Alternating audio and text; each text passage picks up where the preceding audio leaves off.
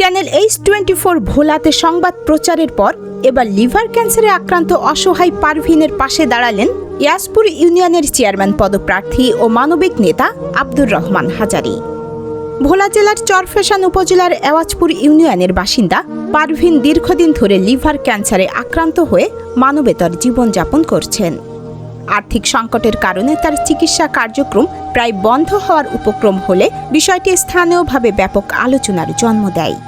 সংবাদ প্রচারের পর পারভিন ও তার পরিবারের খোঁজ খবর নিতে তাদের বাড়িতে ছুটে যান মানবিক নেতা আব্দুর রহমান হাজারী। তিনি পারভিনের শারীরিক অবস্থার খোঁজ নেন এবং চিকিৎসার জন্য নগদ অর্থসহ প্রয়োজনীয় সহযোগিতার আশ্বাস প্রদান করেন। এ সময় আব্দুর রহমান হাজারী বলেন, সমাজের বিত্তবান ও মানবিক মানুষদের অসহায় মানুষের পাশে দাঁড়ানো উচিত। মানুষের দুঃসময়ে সহযোগিতা করাই মানবতার সবচেয়ে বড় পরিচয়।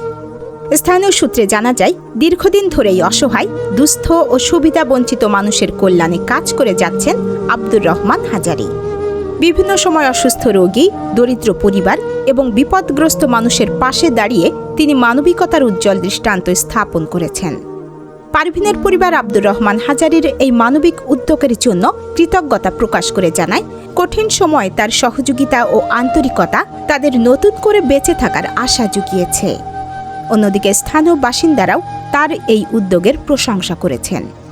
তাদের মতে, সমাজের অসহায় মানুষের পাশে দাঁড়ানোর এমন মানবিক কর্মকাণ্ডে অন্যদেরও এগিয়ে আসতে উৎসাহিত করবে। মানবিকতার এই দৃষ্টান্ত সত্যি সমাজের জন্য অনুকরণীয়।